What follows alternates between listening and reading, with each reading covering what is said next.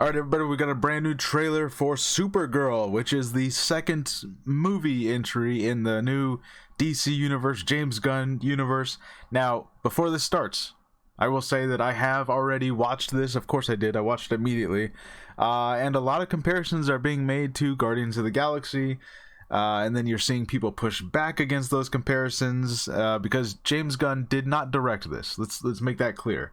He's the head of DC Studios. But he did not direct this. He did not write this. It's just, this is someone else's project, but it is part of the continuity. So anyways, let's go ahead and check it out, and then we'll talk about the rest of that stuff. Here we go. Crypto's back.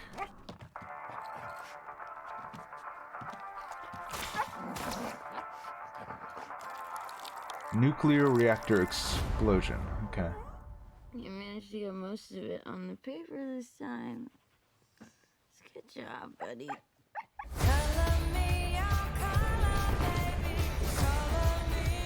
Hi, cars are out. So is this Earth that she's on right now? Or is this a planet? I Your don't know. ride is clear. The 23 will be the best year yet.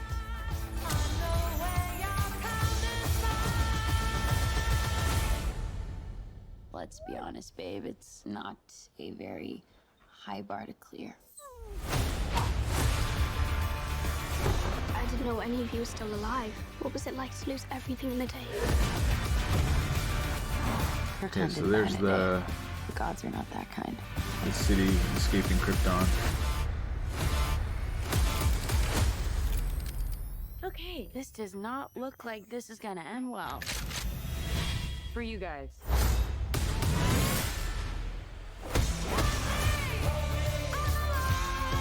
Okay, so she's fighting a gang of, Powers like you? I don't know what, space pirates. No, it's a pretty small group of two.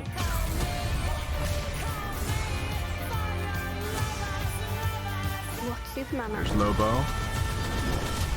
He sees the good in everyone. And I see the truth. See, now this is a cool shot. Like that, I like seeing her in the actual Supergirl costume. I hope she's not in the trench coat the whole time, like the majority of the movie. Okay, all right. So there we go. And yeah, of course, we're just gonna keep going through the. Let's rewind it about here. So I will say the look, the Guardians of the Galaxy comparisons.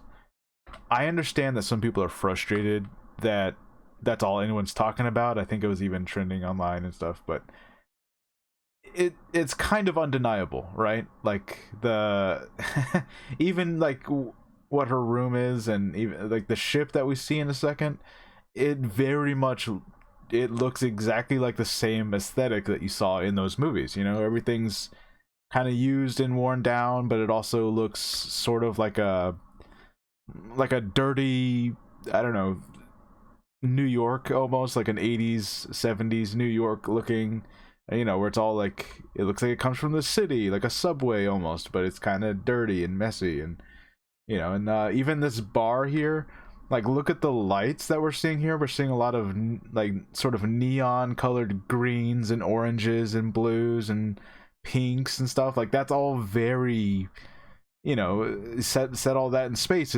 It reminds you of Guardians of the Galaxy. I think that's just true, right?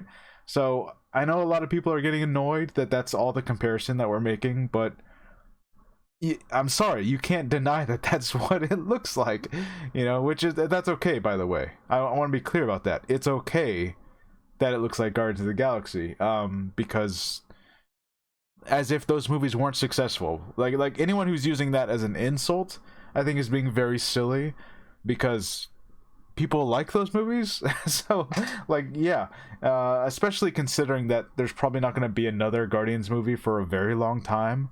I think it's okay for them to, hey, this one's going to use similar aesthetics to that.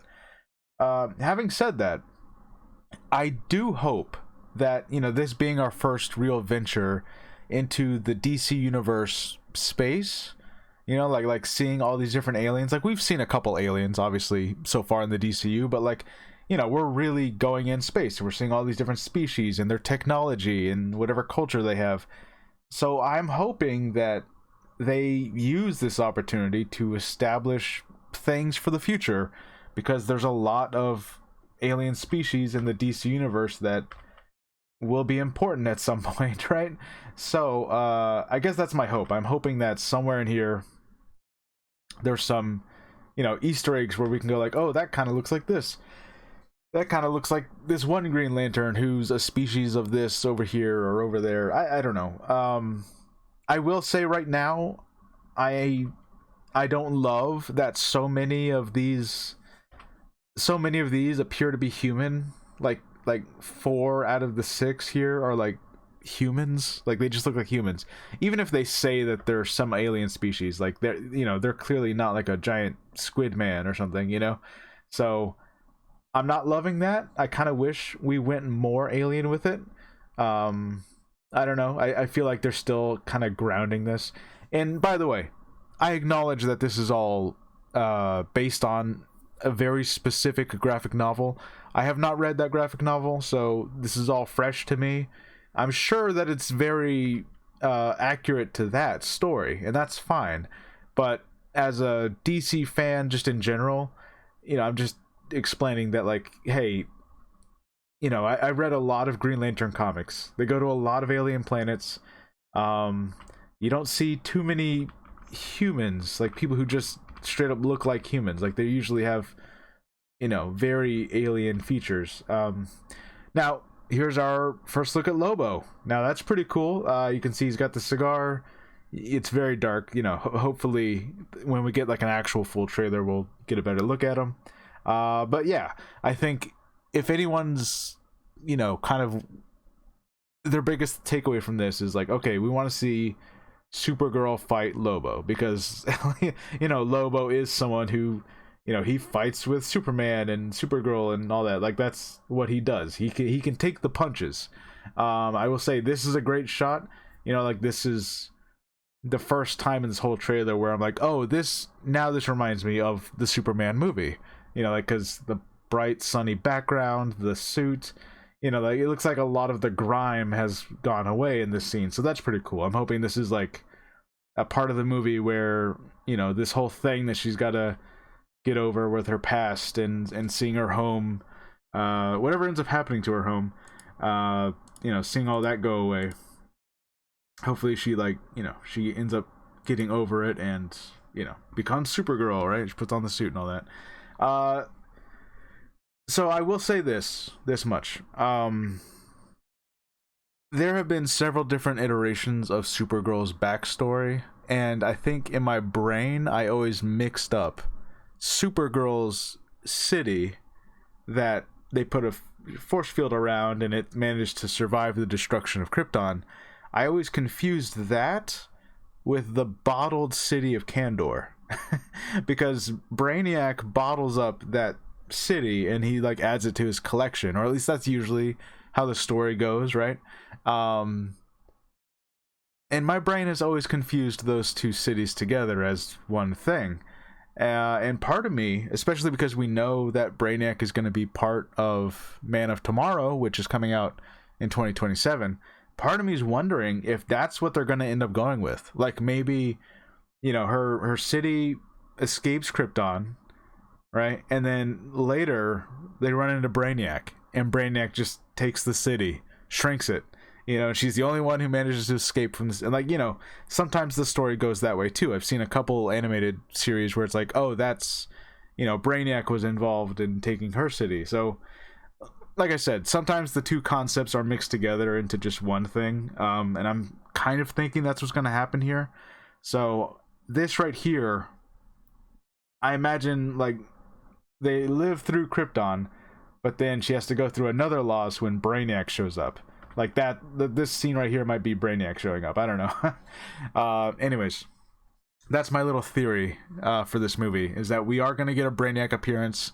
It's going to be a setup for the next movie. That way, in that one, when you have Lex and Superman, and I'm assuming Supergirl, all working together, there's a lot more of a personal, like, oh, he has my city, like in a bottle somewhere, right?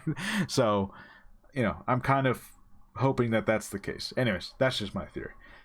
But yeah, Supergirl. I mean, look, it looks fun, and it's probably gonna be a great time. I'm debating if I want to read that graphic novel because, you know, do I want to go into this story fresh, or do I want to go in knowing what this is based on, knowing what's probably gonna happen, right? Like I don't know exactly how much information I want.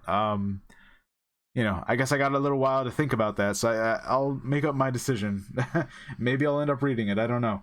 But yeah, that's Supergirl. And look, guys, it's okay. It's okay that it's Guardians coded, right? Because it's very Guardians coded, and I don't think there's anything wrong with just admitting that and being like, yeah, it very much has a lot of the same aesthetic.